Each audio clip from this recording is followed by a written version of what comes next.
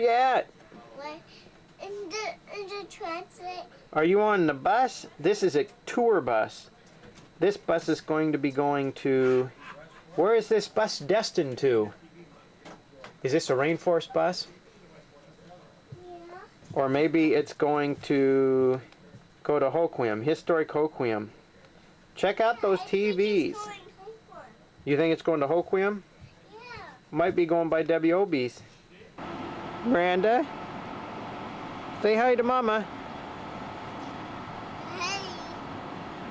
Let's check out that ship. Whoa, that is a big ship. There's boats on it. That's the longest ship ever to dock in Grace Harbor.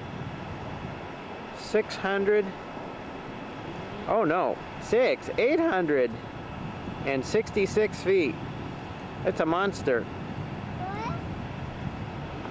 And don't forget the transit bus Sissy likes so much.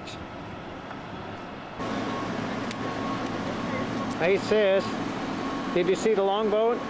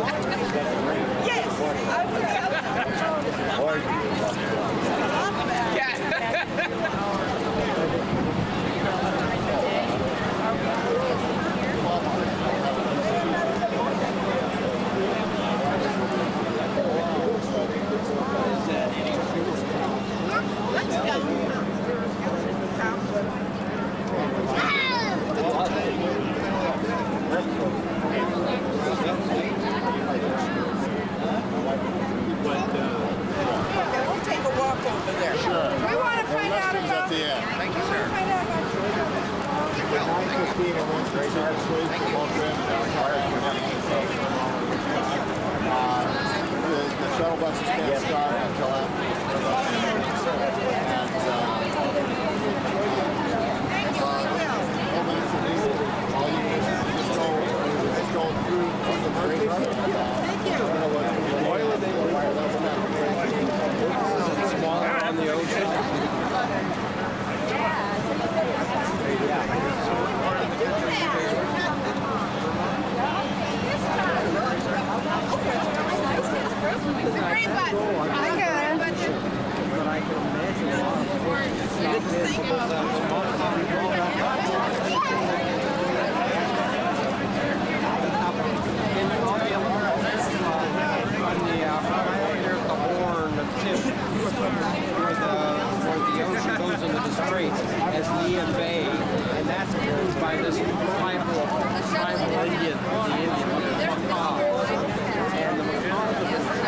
Just a reminder to our Galaxy guests, if you're going to Westport, your tour bus is now loading and getting ready to leave. So if you're going to the Lighthouse at Westport, your tour bus is getting ready to leave. Shuttle buses will be going through downtown Aberdeen and Hoquiam and South Shore Mall and Wishkah, beginning at 9:15 today, right here from Dockside. Also, we invite you to Captain Robert Gray Trading Post, right on the other side of the waterway right here, over by the white tents and in the green building. Captain Robert Gray Trading Post at 11 o'clock today, a logger show. A Gray's Harbor Logging Show by the Loggers Playday Committee, right over there by the light pole with the banners and the bleachers. We invite you to participate in that great show today. Again, there's a treasure hunt for you in downtown Aberdeen. We invite you to get your information on that at the green and white tent over here at the Chamber's Information Center. And today our greeters are greeting you and giving you a VIP gold badge. Our Mayor Chuck Durant from the City of Aberdeen, Abby Wright-Van, Miss Grace Harbor, well, it's actually Captain Les Bolton representing Captain Robert Gray, who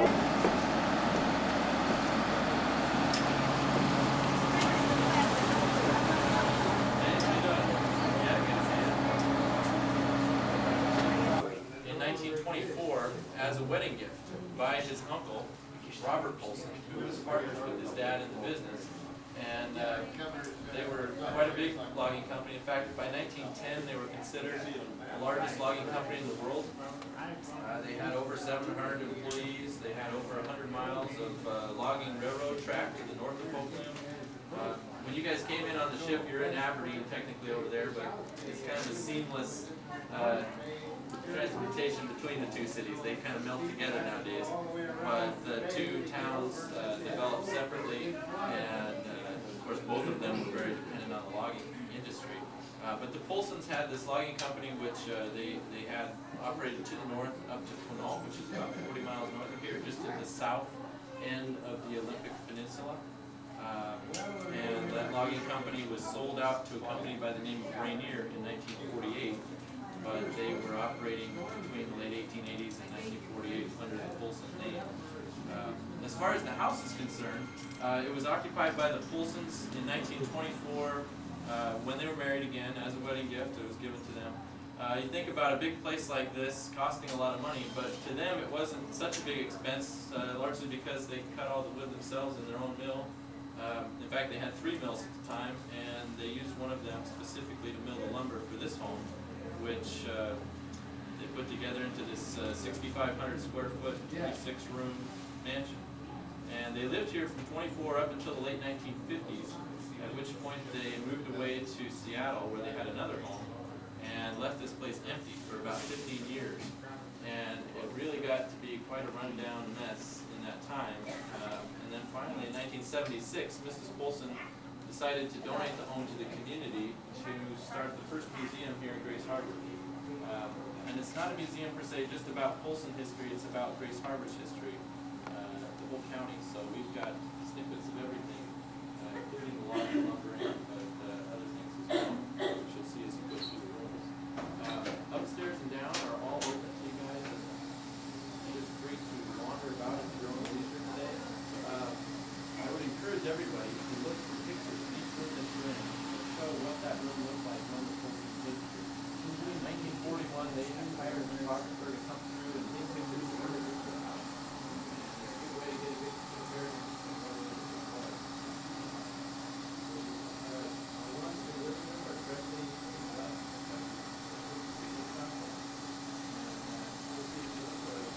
How they actually decorated. So there are several volunteers here throughout. I don't know if they're in this room or not, but they'll make themselves available. If anybody has any questions now, I'd love to answer.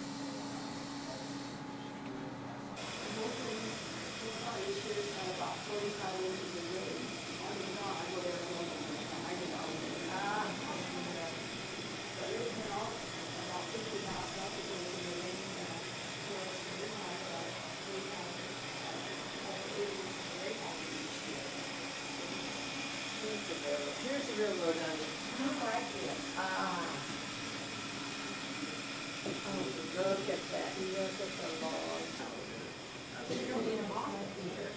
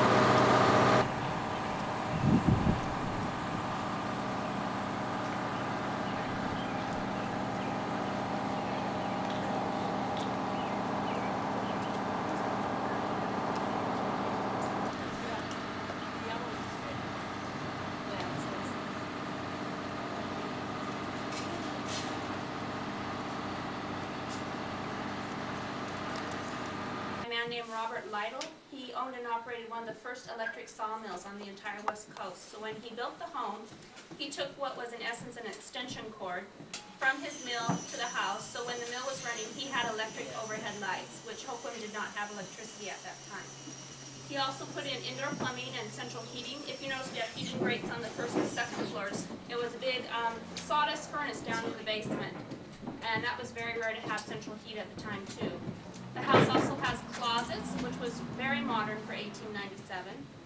So this was the modern day house of its time.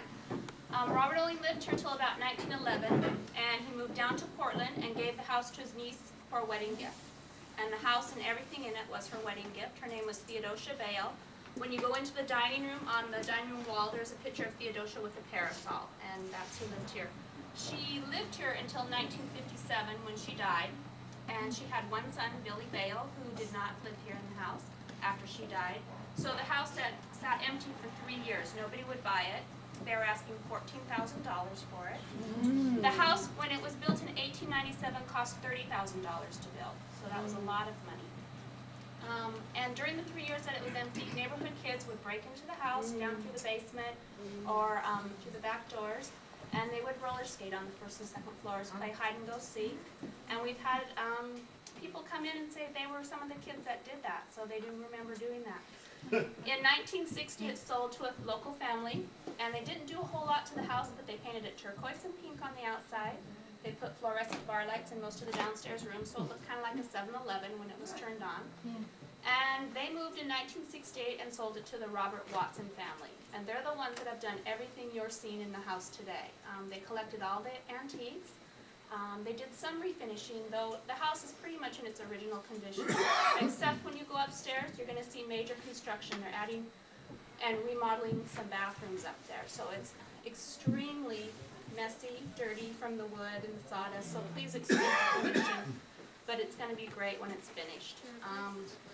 The Watsons lived here from 1968 till 1992, around then, and they sold it to the current owner, Jim Spencer. But the Watsons' daughter, Jolie, you'll see the bedrooms upstairs say Laura and Jolie above the bedrooms, and those were the Watsons' daughters who were 9 and 10 when they first moved in. And Jolie still manages the castle, so she's still very involved. The Watsons are still involved with the house, and Mr. Spencer likes them to have all the credit for what you're seeing today. He basically just bought it, and he lives here with, and his sister lives here also, and they take care of the house. What we're going to do is, that was just very brief introduction and history about the house. We'll let you go through the first floor and the second floor. This is Anya. I'm Karen.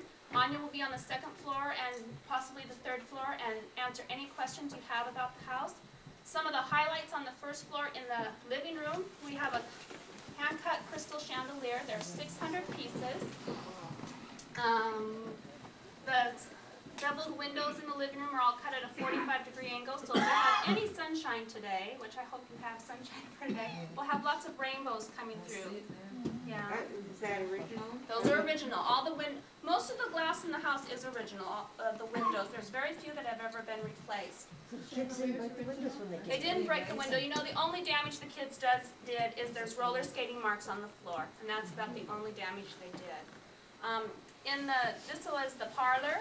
We have a hand-painted and stained glass window on the side door. The side doors where good friends would have come in and they would have had tea in the parlor. The front door was for business associates or something a little more formal. Both the parlor and the dining room have sliding pocket doors. Downstairs the woodwork is all oak, which is imported from Iowa. The floors are maple and pecan. Upstairs you'll notice the difference. It's Douglas fir, which is our local wood. A lot of it Mr. Lytle had milled at his own mill. And in the dining room, you'll notice the dining room set. There's 13 pieces to it. It's all hand carved. Every piece has a griffin on it. And also when I go into the dining room, I'll play the Regina phone for you, it plays a Regina, which is the piece I will play. But also you could play a turntable record player on it, which was very modern to have two different types of music. You can go into the servant's bathroom and down into the kitchen and take a peek. But please don't go between the two doors, the pantry, that's private. And then you can head on up to the second floor, which if you notice the stained glass windows, they're the original stained glass in the house. We have a lot in the house, but those are the only original. And when you're on the second floor, just be careful of the construction and just move them out of your way if you want to see something a little bit closer. But the master bedroom is off limits today. Yes? Would you show them how the phone works? Oh, our telephone? Use telecom. So, and if you have any questions on the first floor, I'll be happy to answer them, or Anya will answer them for you upstairs, and just feel free to float wherever you'd like to go and You enjoy didn't the house. introduce us to our other hostess. I'm Karen. Oh, I'm sorry. And this is Caitlin. She knows nothing. Except that if you ask her, she will be 3 in about 10 days.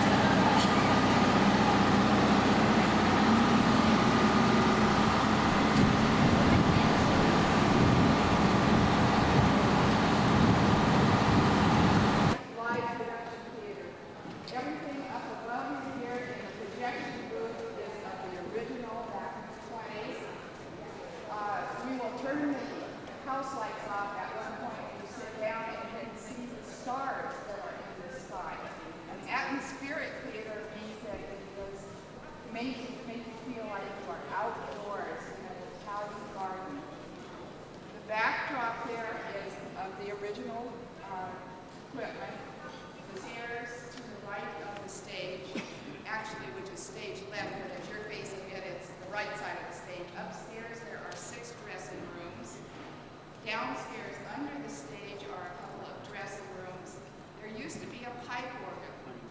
And when the silent movies played, they had the pipe organ. And we have a grand piano, which is back off to the left side of the stage there, which we pull out for concerts. We hold 4 community concerts a year with anywhere from Chinese acrobats to comedians to concert pianists, instrumental groups. This is done 4 times a year. The theater is used by the school groups. They put on their concert every year for the band concert and choral concert. I'd like to introduce a couple of our kids. This is Jewel and Sarah, and we call them kids because these are the 7th Street kids. We're going into our 8th year productions this year. During the summer, we put on a musical, which is done strictly by kids 7 to 16 years old. And there is some literature on the counter when you go out there which tells a little bit about us.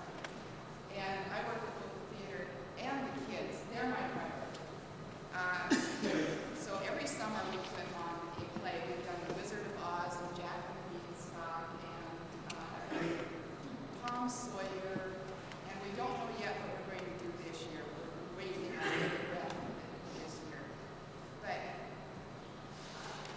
I guess you caught the tail end of Mr. Neisinger's performance. I was hoping that he would stay and perform for you.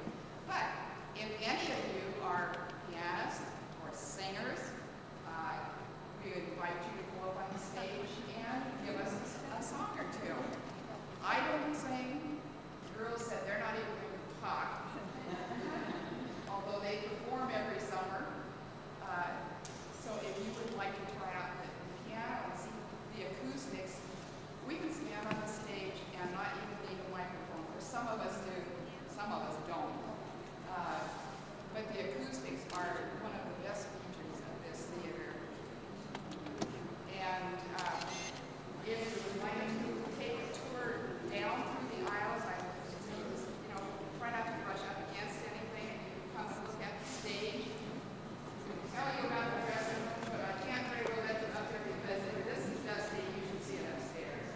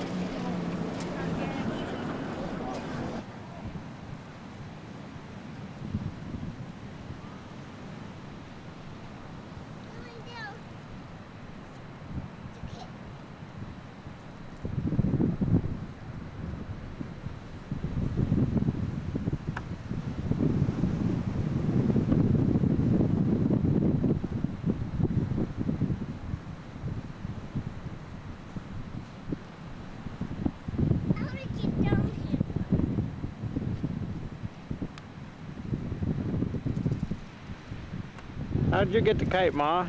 Huh? How'd you get the kite?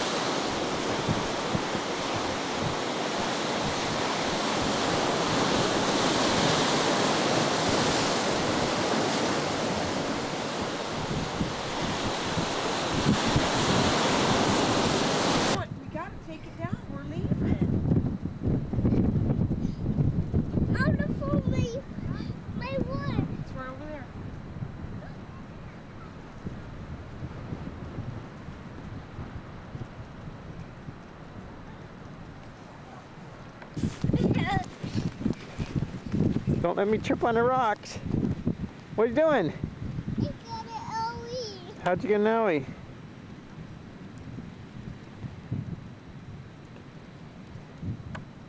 You tricking me?